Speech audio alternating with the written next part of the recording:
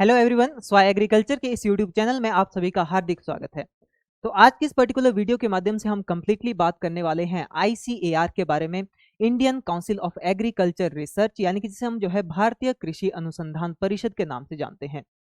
क्या है आईसीएआर और कंप्लीट क्या क्या काम करता है, क्या इसका योगदान है इंडियन एग्रीकल्चर में, ओवरऑल हम बात करने वाले हैं। ठीक है, आईसीआर देखिए कि जैसे ही कोई भी हम कृषि विद्यार्थी हैं, ठीक है, सभी को जो है ये पता रहता है कि आईसीआर एक पर्टिकुलर कोई ना कोई ऑर्गेनाइजेशन है। बट क्या ये ऑर्गेनाइजेशन है, इसके अलावा क्या इसका काम रहता है, और इसके अलावा अगर हम बात करें तो इसका योगदान क्या है कृषि में, स्टूडेंट्स के लिए जो है इसका क्या योगदान है। ठीक है, स्टूडेंट्स के लिए, विद्यार्थियों के लिए, जो कृषि प्रशिक्षु है उनके लिए जो है क्या योगदान ये एक तरह से देता है आईसीआर। और इसके अलावा अगर हम बात करें किसानों के लिए जो है क्या ये काम करता है, कंप्लीटली जानेंगे। कौन कौन से ऑर्गेनाइजेशंस को जो है ये होल्ड करता है, करंटली कितने ऑर्गेनाइजेशन जो है आईसीआर के अंतर्गत चल रहे हैं उसके बारे में कंप्लीटली जानेंगे। और साथ ही साथ कंप्लीट की रिसर्च एंड डेवलपमेंट में, यानी कि अगर देखा जाए तो नई वेराइटीज की डेवलपमेंट में, नई कृषि तकनीकों को एक तरह से इजाद करने में क्या जो है ये इसका रोल है। ठीक है, ओवरऑल बात करने वाले हैं आईसीएआर यानी कि Indian council of agriculture research यानी कि भारतीय कृषि अनुसंधान परिषद के बारे में। ठीक है, चलिए आगे बढ़ते। देखिए वीडियो में सबसे पहले हम जानते हैं कि जो आईसीएआर है पूरा नाम क्या रहता है इसका, Indian council of agricultural research इसे कहा जाता है। ठीक है, Indian council of agricultural research ये कहलाता है, यानी कि भारतीय कृषि अनुसंधान परिषद इसे कहा जाता है। अब अगर हम बात करते हैं इसके एस्टेब्लिशमेंट की, तो इसकी जो स्थापना थी, स्थापना कब हुई है, 16 जुलाई 1929 को जो है इसकी स्थापना हुई है। वहीं पर अगर बात की जाए तो देखिए इसको पहले किस नाम से जाना जाता था, imperial council of agricultural research के नाम से जो इसे स्टार्टिंग में जाना जाता था। फिर इसका नाम बदल करके क्या रख दिया गया, Indian council of agricultural research. Imperial नाम कब था, जब ये ब्रिटिश सरकार के अंतर्गत आता था। ठीक है, तब इसका नाम जो है इंपीरियल था। फिर जैसे ही पोस्ट इंडिपेंडेंस एरा आया, तो पोस्ट इंडिपेंडेंस एरा यानी कि आजादी के बाद इसका नाम बदल करके जो है Indian council of agricultural research रख दिया गया। हेडक्वार्टर की अगर हम बात करते हैं, इसका जो मुख्यालय है, मुख्यालय कहां पर है भाई, न्यू दिल्ली में है। ठीक है, न्यू दिल्ली में इसका मुख्यालय है। वहीं पर देखा जाए तो पूरे के पूरे इंडिया में इसके अलग अलग रिसर्च इंस्टीट्यूट्स हैं, अलग अलग जो है इसके रिसर्च रिलेटेड सेंटर्स हैं, एजेंसीज हैं, और ये जो है उनको होल्ड करता है। इसके अलावा बहुत सारी एग्रीकल्चर यूनिवर्सिटी, जैसे स्टेट एग्रीकल्चर यूनिवर्सिटी हो गया या सेंट्रल एग्रीकल्चर यूनिवर्सिटी हो गया, तो वो भी जो है आईसीआर के अंतर्गत आती हैं, और आईसीआर जो है उनको होल्ड करता है, रेगुलेट करता है। अब देखिए हम बात करते हैं यहाँ पर गवर्निंग बॉडी की, जो आईसीआर है वो किसके अंतर्गत काम करता है, यानी कि कोई ना कोई ऑर्गेनाइजेशन जो रहती है वो किसी ना किसी पर्टिकुलर एक या तो मिनिस्ट्री के अंतर्गत या किसी के ना किसी डिपार्टमेंट के अंतर्गत काम करती है।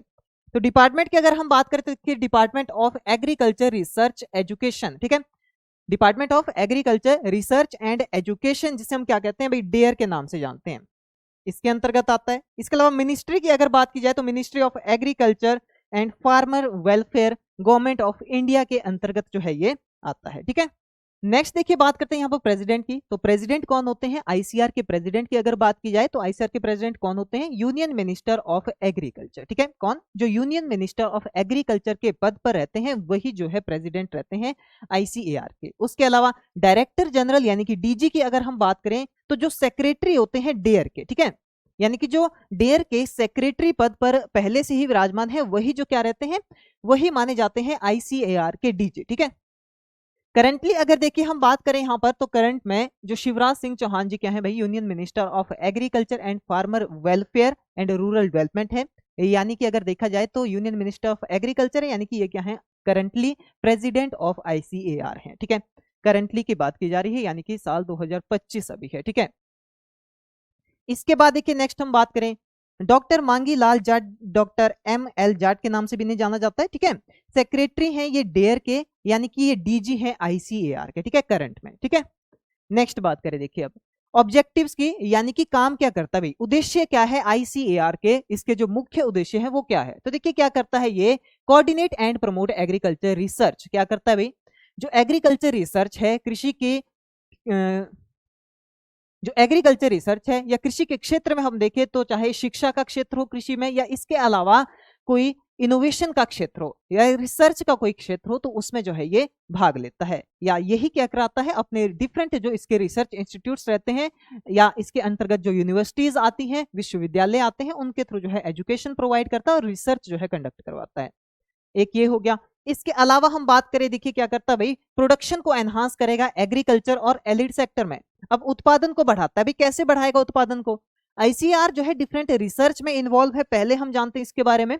तो इस तरह से अगर देखा जाए तो रिसर्च किस तरीके की करता है भाई, कि जितने भी एग्रीकल्चर सेक्टर है, जो कृषि वाले जितने भी क्षेत्र हैं, उसमें जितने भी उत्पाद रहते हैं या जो भी इनपुट जो है एग्रीकल्चर में लगती है, या इसके अलावा जो उसके एलिड सेक्टर है जैसे लाइव स्टॉक है, फिशरी है, उन सभी में जो है ये इंप्रूवमेंट रिलेटेड कि कैसे उनमें और ज्यादा सुधार लाया जाए, फसलों की नई वैरायटी जो है विकसित करना, एनिमल्स की नई क्रॉस ब्रीड जो है तैयार करना, वो जो है इसका क्या रहता है, काम रहता है। और ऐसा नहीं कि आईसीआर अकेला मिलकर के जो है अकेला ही वहां पर काम करता है, इसमें बहुत सारी ऑर्गेनाइजेशंस रहती है, इसके बहुत सारे रिसर्च सेंटर रहते हैं जो वहां पर मिलजुल के क्या करते हैं, काम करते हैं। हॉर्टिकल्चर रिलेटेड जो है अलग रिसर्च इंस्टीट्यूट रहते हैं, एग्रीकल्चरल और जो दूसरी क्रॉप्स हमारे पास रहती है, खाद्यान्न फसलें रहती है, उनसे रिलेटेड अलग यहाँ पर रिसर्च सेंटर जो है आईसीआर के अंतर्गत चलते हैं। ठीक है, इसके बाद देखिए बात करें, ये क्या करता है, नई नई तकनीकों को इजाद करता है, नई नई टेक्नोलॉजीज की जो है ये डिस्कवरी करता है, ताकि जो फार्मिंग हो, जो कृषि हो, उसे सस्टेनेबल बनाया जाए, उसे आसान बनाया जाए और इस तरीके की फार्मिंग की जाए कि उससे जो है किसी भी तरह के जो प्राकृतिक स्रोत हैं या नेचुरल रिसोर्सेज है उन पर किसी भी तरह का जो है हानि ना हो, उनका किसी भी तरह से कोई भी नुकसान ना हो। इसके अलावा देखिए क्या करता है, disseminate agricultural knowledge to farmer and stakeholder. आपने कृषि विज्ञान केंद्र का नाम सुना होगा, केवीके का नाम सुना होगा, जिसे हम फार्म साइंस सेंटर के नाम से भी जानते हैं। फार्म साइंस सेंटर ऐसे कुछ केंद्र रहते हैं जो नई आई टेक्नोलॉजीज, किसमें, एग्रीकल्चर में, ठीक है, एग्रीकल्चर फील्ड में कोई भी नई टेक्नोलॉजीज आई है, कोई नई वैरायटी इंट्रोड्यूस हुई है, तो वो लोकल एरियाज में या जो उनका रीजनल ऑक्यूपेशन रहती है वहां तक क्या करते हैं, एक्सटेंशन रिलेटेड वर्क्स करते हैं।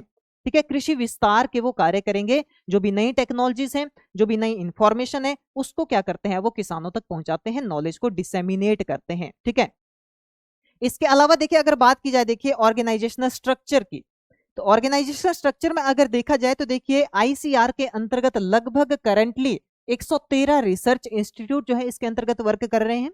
वहीं पर एग्रीकल्चर यूनिवर्सिटीज की अगर बात की जाए तो यहाँ पर स्टेट एग्रीकल्चर यूनिवर्सिटी और सेंट्रल एग्रीकल्चरल यूनिवर्सिटीज को मिलाकर लगभग 74 यूनिवर्सिटीज यानी कि विश्वविद्यालय जो है आईसीआर के अंतर्गत चल रहे हैं। और इन्हीं में देखा जाए तो इन्हीं इंस्टीट्यूट्स और एग्रीकल्चर यूनिवर्सिटी में जो है ये शोध कार्य चलते हैं, ये रिसर्च रिलेटेड वर्क जो है चलते हैं।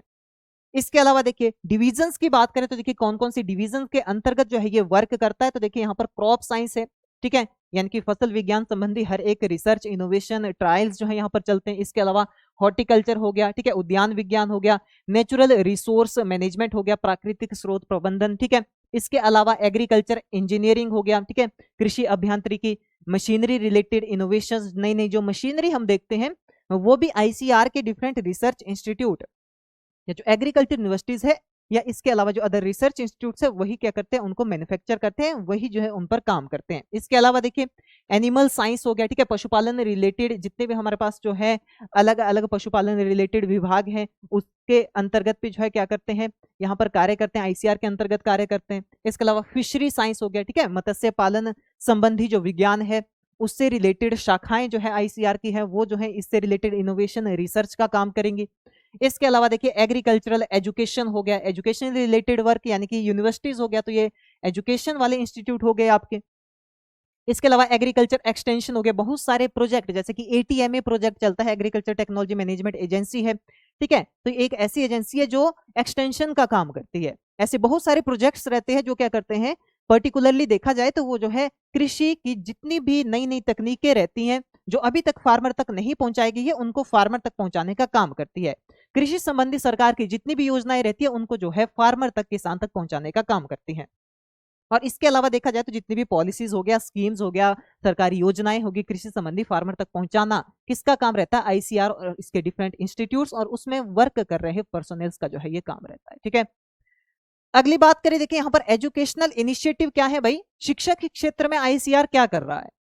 इसमें अगर देखा जाए तो देखिए आईसीआर के थ्रू एक एंट्रांस एग्जामिनेशन कंडक्ट किया जाता है, एनुअल बेसिस पर जो है ये एग्जाम कंडक्ट किया जाता है। कौन सा है भाई, all India entrance examination for admission, जिसे हम AIEEA के नाम से जानते हैं। ठीक है। एनुअल बेसिस पर जो है साल में एक बार ये एग्जाम कंडक्ट करवाया जाता है आईसीआर के द्वारा, जिसके थ्रू जो है स्टूडेंट्स यहाँ पर एडमिशन ले सकते हैं अंडर ग्रेजुएट कोर्सेज में, इसके अलावा पोस्ट ग्रेजुएट कोर्सेज में, ठीक है। BSc agriculture, MSc agriculture subject में जो है यहाँ पर एडमिशन ले सकते हैं। इसके अलावा पीएचडी प्रोग्राम्स में जो है एडमिशन ले सकते हैं। जो आईसीआर के अंतर्गत जो यूनिवर्सिटीज आती है इनमें जो है वो क्या कर सकते हैं, एडमिशन ले सकते हैं, ठीक है। इसके अलावा देखिए बात करें यहाँ पर स्कॉलरशिप रिलेटेड जो है इनिशिएटिव है। कौन सी स्कॉलरशिप? मोस्ट कॉमनली यहाँ पर आईसीआर के द्वारा प्रोवाइड की जाने वाली स्कॉलरशिप है नेशनल टैलेंट स्कॉलरशिप जो है प्रोवाइड की जाती है। ऐसे स्टूडेंट्स को जो कैसे रहते हैं, मेरिटोरियस स्टूडेंट्स रहते हैं, उनके लिए जो है यहाँ पर क्या की जाती है, छात्रवृत्ति यानी कि स्कॉलरशिप भी प्रोवाइड की जाती है। तो शिक्षा के क्षेत्र में बढ़ावा देने के लिए यहाँ पर बहुत सारे अलग अलग सब्जेक्ट्स हो गए, और इसके अलावा एग्रीकल्चर यूनिवर्सिटीज का नंबर बढ़ना और एग्रीकल्चर यूनिवर्सिटीज के थ्रू जो है स्टूडेंट्स को एग्रीकल्चर फील्ड में एक तरह से लाना, ये क्या रहता है, मेजर मैंडेट और इनिशिएटिव जो है इसे कहा जा सकता है शिक्षा के क्षेत्र में आईसीआर का, ठीक है। इसके अलावा रिसर्च एंड डेवलपमेंट में अगर देखा जाए तो भाई, यानी कि देखा जाए तो शोध और विकास कार्यों रिलेटेड जो है आईसीआर क्या कर रहा है। तो इसमें देखिए हम बात करें तो जितनी भी देखिए हम देखते हैं हाई यील्डिंग वेराइटीज हो गई, ठीक है, जो उच्च उत्पादन वाली या उच्च उत्पादन क्षमता वाली जितनी भी जो है वेराइटीज रहती हैं, किस्में रहती हैं, फसलों की किस्मों की हम बात करें या जो भी हमारे पास ब्रीड्स की हम बात करें, जो लाइफ स्टॉक होता है, ठीक है, पशुपालन होता है, पशुओं की अच्छी अच्छी नस्लों की हम बात करें तो वो किसके द्वारा डेवलप की जा रही है, आईसीआर के रिसर्च इंस्टीट्यूट्स के द्वारा ही वो डेवलप की जा रही है। इसके अलावा डिजीज रेजिस्टेंट क्रॉप वेराइटीज हो गया, देखिए, यानी कि अगर हम क्रॉप बेस्ड एग्रीकल्चर में देखें, जो हमारा कौन सा एग्रीकल्चर है भाई, जहां पर हम जो है फसल उत्पादन करते हैं, क्योंकि एग्रीकल्चर काफी ब्रॉड फील्ड है, यहाँ पर फसल उत्पादन भी है, पशुपालन भी यहाँ पर आता है, मत्स्य पालन भी आता है, ठीक है। तो उसमें जो आपका फसल उत्पादन वाला क्षेत्र है उसके लिए कौन सी भाई हाई यील्डिंग वैरायटी तैयार कर रहा है।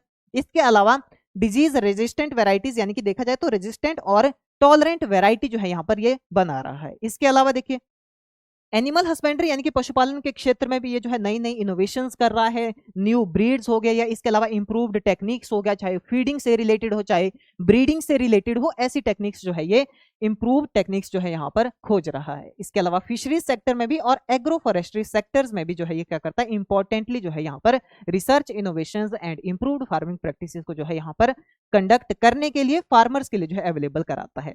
इसके बाद focuses on climate resilient and sustainable agricultural practices. Major focus किस पर रहता है इसका, कि किसी भी तरीके से देखा जाए तो हम अगर चाहे फार्मिंग कर रहे हैं, क्रॉप बेस्ड एग्रीकल्चर कर रहे हैं, चाहे हम पशुपालन कर रहे हैं, किसी भी तरीके से पर्यावरण को कोई भी नुकसान ना हो, इसका ध्यान यहाँ पर सबसे ज्यादा रखा जाता है। और अगर आपने कोई भी फसल वहां पर लगाई है, कोई भी अगर आप पशुपालन कर रहे हैं, तो वहां पर भी अगर हम देखें तो पशुपालन में किसी भी तरीके से जो बाहरी वहां का वातावरण है, आसपास का जो भी एनवायरमेंट है, उसका किसी भी तरीके से जो है इफेक्ट आपके ना तो एनिमल पर पड़े, ना ही उनकी प्रोडक्टिविटी पर, ना ही उनके उत्पादन पर पड़े, इस तरीके की ब्रीड्स जो है रेजिस्टेंट और हार्डी ब्रीड्स जो है तैयार की जा रही है। इसके अलावा अगर हम बात करें यहाँ पर तो आपका एग्रीकल्चर फील्ड में इस तरह की रेजिस्टेंट क्रॉप्स बना करके जो ड्राउट के अगेंस्ट रेजिस्टेंट होगी, या जो जितने भी हमारे पास वेदर एक्सट्रीम्स रहते हैं, एनवायरनमेंट के एक्सट्रीम्स रहते हैं, जैसे टेम्परेचर बहुत कम है तो उसके लिए जो है टेम्परेचर को रेजिस्ट करने वाली वेराइटीज डेवलप करना। इसके अलावा अगर टेम्परेचर बहुत ही हाई है, हाई टेम्परेचर से अगर क्रॉप डैमेज हो रही है तो उस क्रॉप में टेम्परेचर के अगेंस्ट रेजिस्टेंट, जो हाई टेम्परेचर को रेजिस्टेंट कर सके, ऐसी वेराइटीज डेवलप करना। तो ये किसका मोटिव है, ये आईसीआर का मोटिव है। करंटली जो है इसी फील्ड में ये अग्रसर है और अपने रिसर्च इंस्टीट्यूट्स के साथ कंप्लीटली क्या कर रहा है, इस गोल को अचीव कर रहा है, ताकि जो कृषि हो वो कैसी हो भाई, सस्टेनेबल हो, एग्रीकल्चर कैसा हो, सस्टेनेबल हो, यानी कि बिना प्राकृतिक स्रोतों को नुकसान पहुंचाए और बिना फार्मर को जो है किसी तरह का नुकसान झेले क्या करना है, यहाँ पर कंप्लीटली एग्रीकल्चर को कंडक्ट करना जो है इसका क्या रहता है, मैंडेट रहता है। अभी तक की अचीवमेंट्स की अगर हम बात करें, देखिए यहाँ पर तो एग्रीकल्चर में आईसीआर की जो है मेजर अचीवमेंट्स की अगर बात की जाए तो ग्रीन रेवोल्यूशन मेजर अचीवमेंट है, क्योंकि आईसीआर के डिफरेंट रिसर्च इंस्टीट्यूट्स, आईसीआर के डिफरेंट प्रोजेक्ट्स, जैसे कि एआईसीआरपी था, ठीक है, all India coordinated research project, ठीक है। तो ये जो प्रोजेक्ट था ये भी ग्रीन रेवोल्यूशन के समय पर ही चला था। ग्रीन रेवोल्यूशन के ऊपर अगर देखा जाए तो ग्रीन रेवोल्यूशन के समय पर क्या हुआ था, मैक्सिमम जो है यहाँ पर ग्रेन प्रोडक्शन हुई, मैक्सिमम जो है क्रॉप प्रोडक्शन हुई। इसमें योगदान था एनएससी का, नेशनल सीड कॉर्पोरेशन का, ठीक है। इसके अलावा देखा जाए तो एआईसीआरपी का, यानी कि all India coordinated research project का, क्योंकि इन प्रोजेक्ट के थ्रू क्या मिला, यहाँ पर एक बूस्ट अप मिला एग्रीकल्चर प्रोडक्शन में और वैरायटी की इंप्रूवमेंट में। दूसरा अगर देखा जाए तो देखिए फूड सिक्योरिटी और सेल्फ सफिशिएंसी को एंश्योर करता है आईसीआर। अभी तक की इसकी अचीवमेंट है कि भारत में जो है ऐसा अकाल अभी तक नहीं पड़ा कि जिसके थ्रू जो है बहुत सारे लोगों की कभी मौत हुई हो। फूड ग्रेन्स के मुकाबले में अगर देखा जाए तो जब से आईसीआर फंक्शनिंग में आया है उसके बाद से बहुत ही कम यहाँ पर क्या देखे गए हैं, ऐसे फेमाइन और अकाल देखे गए हैं। और फार्मर्स के पास जब कंप्लीटली इस तरह की इंप्रूव्ड वेराइटीज पहुंचती है तो वहां पर उसकी अपनी तो पूरी की पूरी जितनी भी उसकी नीड रहती है, अपनी सारी की सारी आवश्यकता तो पूरी होती ही होती है, वो मार्केट के लिए भी प्रोडक्ट को मार्केट करता है। ठीक है, इसके अलावा देखिए develop numerous crop varieties and farming technology, और साथ साथ देखा जाए तो बहुत सारा मेजर अगर देखा जाए तो मेजर इसने क्या काम किया है, नई नई क्रॉप वेराइटीज को डेवलप किया है, इंप्रूव्ड वेराइटीज को जो है इसने विकसित किया है, आईसीआर के द्वारा विकसित हुई है, आईसीआर के डिफरेंट इंस्टीट्यूट और यूनिवर्सिटीज के द्वारा विकसित की गई हैं। और देखा जाए तो इसके थ्रू फार्मिंग जो टेक्नोलॉजी है वो भी इजाद की गई है, नई नई तकनीक्स फार्मिंग में, चाहे वो इरिगेशन से संबंधित हो, चाहे वो सिंचाई, देखिए सिंचाई से संबंधित हो, न्यूट्रेंट मैनेजमेंट, ठीक है, पोषक तत्वों के प्रबंधन से संबंधित हो, या देखा जाए इंसेक्ट पेस्ट या डिजीज के मैनेजमेंट से संबंधित हो, ऐसी बहुत सारी क्या की गई है यहाँ पर टेक्नोलॉजीज जो है डिस्कवर की गई है आईसीआर के द्वारा। और इसके अलावा सरकार के साथ मिलकर के जो है बहुत सारी योजनाओं में योगदान देना भी जो है आईसीआर का एक काफी इंपॉर्टेंट जो है यहाँ पर क्या रहता है, मैंडेट रहता है।